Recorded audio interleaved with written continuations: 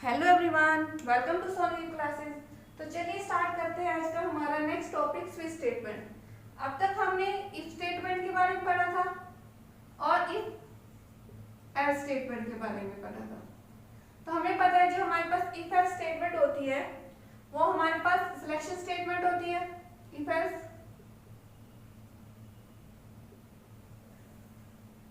ठीक है, conditional statement भी कह सकते हैं इसको। तो जो हमारे पास स्विच स्टेटमेंट है वो भी हमारे पास क्या है, एक मल्टी ब्रांच सिलेक्शन स्टेटमेंट है इफ एल्स की तरह। क्या है? Multi branch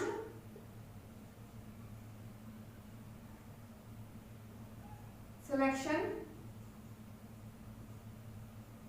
statement.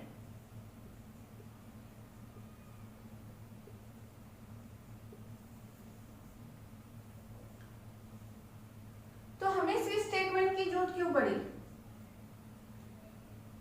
जब हम इफ एल्स स्टेटमेंट का यूज करते हैं, अगर हमें ज्यादा इफ एल्स स्टेटमेंट ना यूज करनी पड़े हमें, तब तो हमारा ठीक है। लेकिन अगर मान लीजिए हमारे पास प्रॉब्लम कुछ इस टाइप की आ जाए कि हमें बहुत सारी इफ एल्स स्टेटमेंट यूज करनी पड़ जाए, बहुत सारी, तो इतने ज्यादा इफ एल्स स्टेटमेंट यूज करने से प्रोग्रामर के लिए ये कॉम्प्लिकेशन का कारण बन जाएगा, क्योंकि वो इतनी सारी इफ एल्स स्टेटमेंट को मैनेज ही नहीं कर पाएगा। ठीक है, तो इसके लिए, इस प्रॉब्लम से को ओवरकम करने के लिए हम किसका यूज करने लगे? स्विच स्टेटमेंट का। इसका यूज करने लगे, स्विच स्टेटमेंट का यूज करने लगे। तो जो स्विच स्टेटमेंट है वो बहुत ही इजी स्टेटमेंट है और आप इसको इजी डिसीजन मेकिंग स्टेटमेंट भी कह सकते हैं। इजी डिसीजन मेकिंग स्टेटमेंट, और इसको समझना भी आसान है। ठीक है, तो स्विच स्टेटमेंट हमारे पास क्या होगी? मल्टी ब्रांच सिलेक्शन स्टेटमेंट है और इजी डिसीजन मेकिंग है। इसमें हम बहुत ही इजीली वर्क कर सकते हैं इफ एल्स के कंपेयर में। इफ एल्स में अगर ज्यादा मतलब हमें थोड़ी बहुत इफ एल्स स्टेटमेंट यूज करनी हो जब तो ठीक है, लेकिन ज्यादा करनी हो तो हमारे पास यहाँ पे कॉम्प्लिकेशन आ जाती है। ठीक है, तो जो हमारे पास हमारी स्विच स्टेटमेंट होती है उसमें हम तीन कीवर्ड यूज करते हैं। एक तो स्विच का, और एक केस का, और एक ब्रेक। हमारे पास तीन कीवर्ड होते हैं, एक स्विच, एक केस और एक ब्रेक। तो ये जो कीवर्ड हम लिखेंगे ये हम किस में लिखेंगे? स्मॉल लेटर में ही लिखेंगे हम इनको। जैसे यहाँ पे हमारे पास सारे जो भी हैं, जो भी कीवर्ड हमारे C++ में, वो सारे स्मॉल लेटर में आते हैं। और जो हमारे पास C++ लैंग्वेज है हमारी, वो केस सेंसिटिव लैंग्वेज है।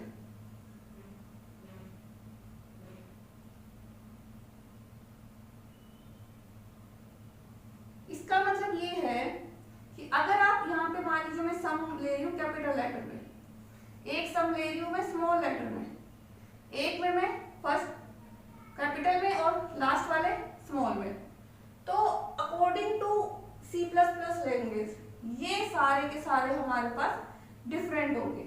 ठीक है, सारे के सारे डिफरेंट होंगे। इसका मतलब ये कि अगर हमने स्टार्टिंग में अगर हमने कैपिटल में सम ले लिया तो पूरे प्रोग्राम में हमें वो कैपिटल में ही लेना पड़ेगा।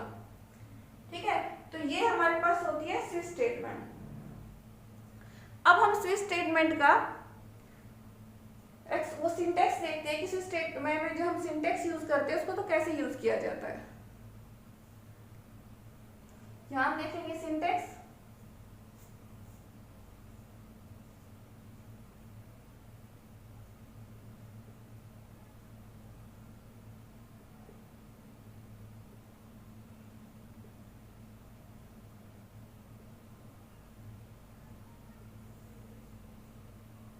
तो सबसे पहले हमारा कीवर्ड आएगा स्विच। स्विच कीवर्ड वर्ड आएगा, उसमें हमारे पास एक्सप्रेशन जो हमें पास करना है। ठीक है, ये हमारे पास एक्सप्रेशन कांस्टेंट होगा और ये हमारे पास यहाँ पे जो एक्सप्रेशन है वो इंटीजर हो सकता है और करेक्टर, सिर्फ यही होगी, फ्लोटिंग नहीं होगा। ठीक है, उसके बाद हम यहाँ अपनी कर्ली ब्रेसेस स्टार्ट करते हैं। ओपनिंग ब्रेसेस है हमारे पास, फिर हम अपना कीवर्ड लेंगे केस। यहाँ पे हमारे पास कांस्टेंट वेरिएबल आ जाएगा, कांस्टेंट वैल्यू आ जाएगी। जैसे मैं यहाँ पे लिख देती हूँ कांस्टेंट 1, कोलन आएगा, इसके पीछे सेमीकोलन नहीं आएगा। और ये भी ध्यान रखना है कि स्विच के एक्सप्रेशन के बाद यहाँ पे भी सेमीकोलन नहीं आएगा। फिर हमारे पास स्टेटमेंट ब्लॉक आ जाएगा,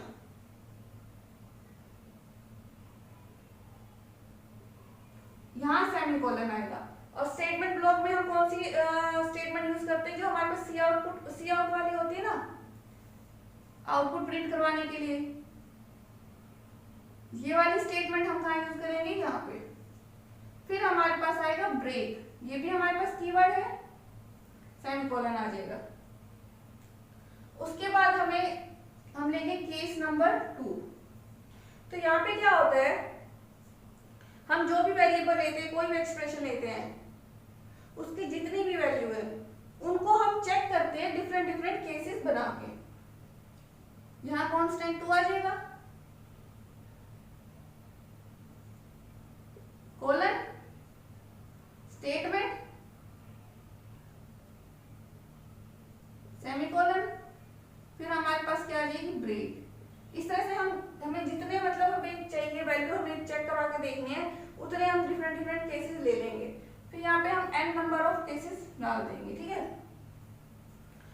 और मान लीजिए कोई ऐसी वैल्यू है, हमने यूजर से एंटर करवाई, कोई ऐसी वैल्यू आ गई जो हमारे पास इनमें से किसी भी केस को सेटिस्फाई नहीं करती, कंडीशन को सेटिस्फाई नहीं करती, तो वो कहाँ पे आएगी, वो हमारे पास आ जाएगी डिफॉल्ट में।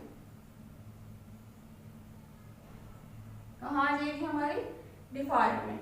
डिफॉल्ट के बाद भी हमारे कोलन लगेगा, स्टेटमेंट, सेमीकोलन, कर्ली ब्रेसेस हमारे पास है, वो की क्लोजिंग कर्ली ब्रेसेस है, ये ओपनिंग कर्ली ब्रेसेस है, और इसके बाद हमारे पास क्या लग जाएगा, सेमीकोलन। तो इस तरह से हमने स्विच स्टेटमेंट का एक्सप्रेशन देखा कि हम कैसे यूज करते हैं स्विच स्टेटमेंट को। नेक्स्ट वीडियो में हम इसके बारे में, इसको एक एग्जांपल में डिफाइन करेंगे, एग्जांपल में देखेंगे कि हम स्विच स्टेटमेंट को आखिर यूज कैसे करते हैं जब प्रोग्रामिंग करते हैं तब।